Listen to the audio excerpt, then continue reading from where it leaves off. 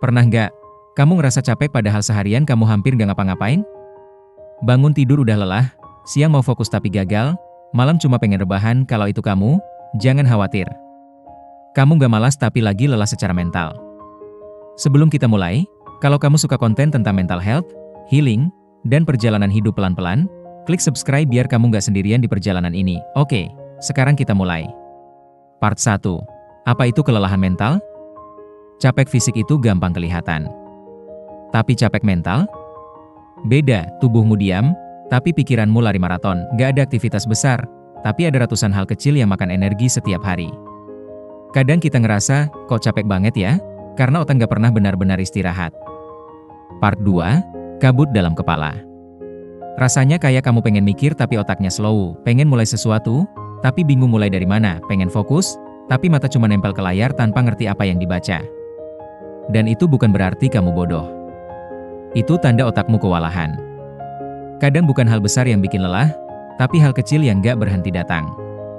Mulai dari chat yang harus dibalas, tugas kecil yang ditunda, tekanan untuk produktif, rasa bersalah gak ngapa-ngapain, overthinking sebelum tidur, mikir masa depan tanpa jawaban, drama keluarga kecil tapi nyangkut, sampai beban kerja ringan tapi gak berhenti. Kecil tapi numpuk dan tumpukan kecil itu berubah jadi capek yang besar.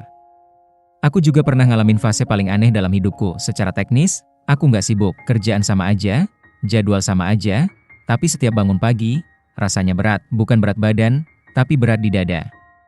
Kadang aku cuma duduk 20 menit, bengong ke tembok, nggak mikir apa-apa, tapi juga nggak bisa fokus. Aku cuma lelah, padahal aku nggak melakukan hal besar. Sampai aku sadar, masalahnya bukan aktivitasnya, tapi otak dan jiwaku udah lelah. Di usia dewasa, kita sering dipaksa kuat, kita nggak boleh terlihat lemah dan nggak boleh berhenti. Kita pelan-pelan terbiasa menahan semua sendirian.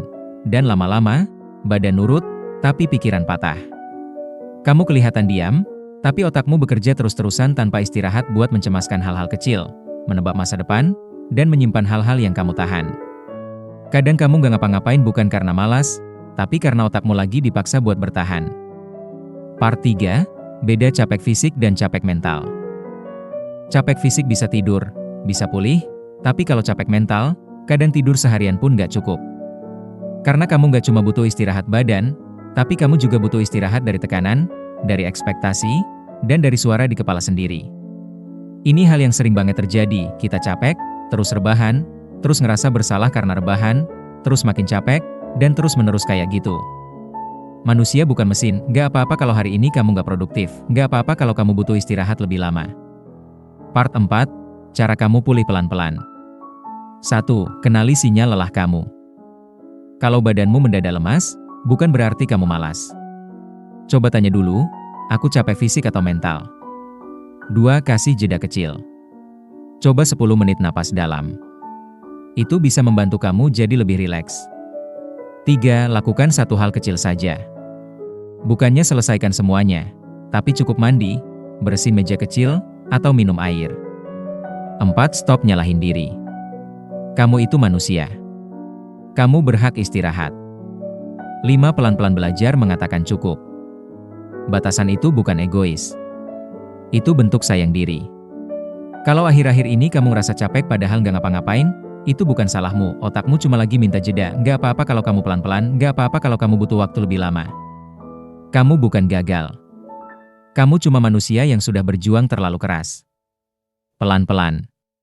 Kamu gak harus kuat setiap hari. Semoga kamu selalu punya tempat pulang di channel ini.